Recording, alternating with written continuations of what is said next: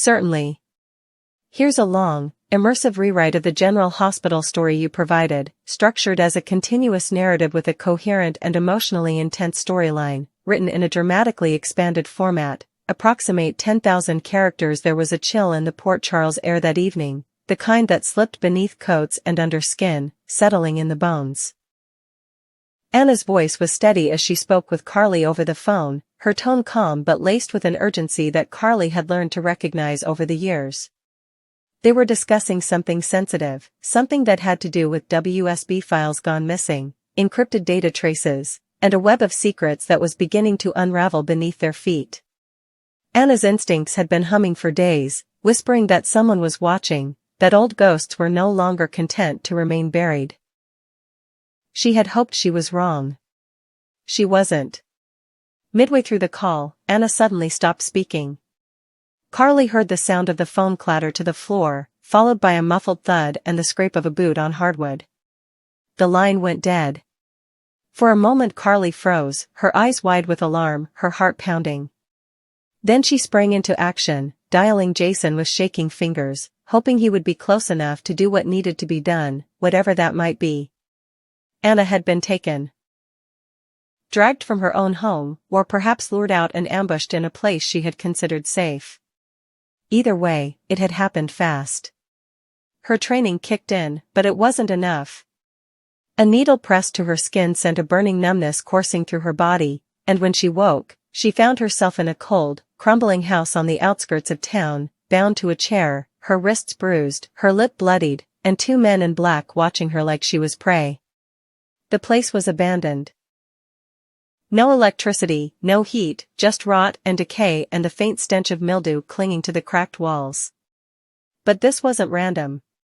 Someone had chosen this place carefully. Someone who knew her. They hadn't killed her immediately. They wanted something. Questions followed. Demands. Names. Access codes.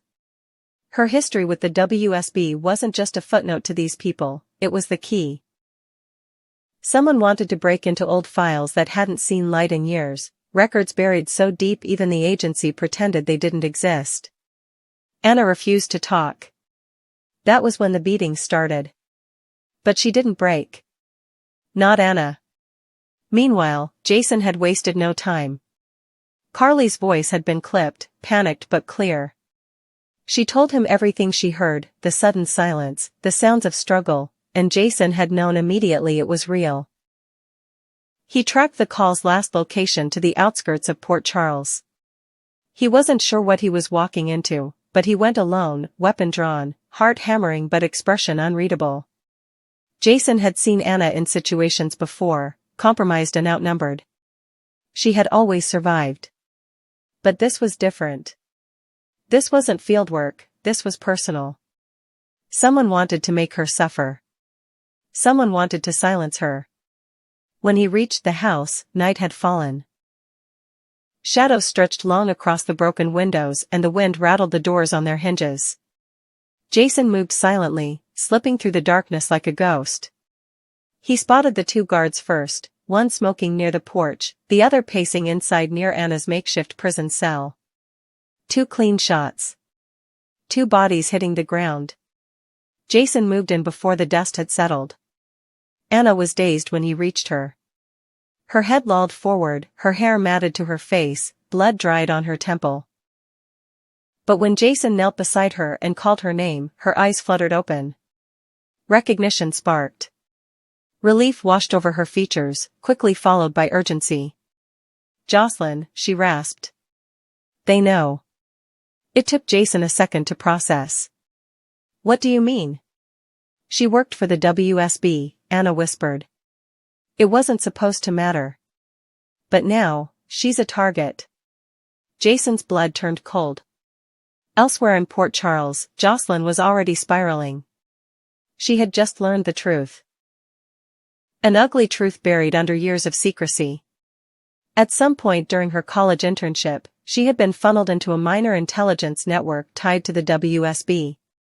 It was disguised as research work, data analysis, harmless tech development. But the truth was darker. Her work had been connected to surveillance and target tracking, used without her knowledge in missions that had ended in bloodshed. When she pieced it together, she confronted Anna. But Anna never got the chance to explain everything, because she was taken before she could. And now Jocelyn felt betrayed, exposed, and alone. Her phone rang. It was Anna's number, but the voice on the other end was Jason's. "You need to come home," he said flatly. "Now." The words hit Jocelyn like a punch to the chest. She heard the tone, controlled, cold, urgent, and knew better than to argue. She packed her things and booked the first flight back to Port Charles, but inside her, emotions churned. She felt manipulated. Used. She had always admired Anna, seen her as a powerful mentor, a protector. But now it seemed Anna had known all along what Jocelyn had been swept into, and said nothing. Back at the safe house where Jason had taken Anna, doctors worked quickly to stabilize her. The bruises ran deep, but her mind remained sharp. As soon as she was able to sit up, she began recounting every detail of her captivity, the questions they asked, the names they dropped, the encrypted files they wanted. It all pointed to one conclusion. Someone inside the WSB had sold out. This wasn't just an isolated revenge plot. It was part of something larger. A purge. A campaign to eliminate liabilities. And Jocelyn, through no fault of her own, was on that list. When Carly learned the full truth, her instincts as a mother kicked in. She was furious.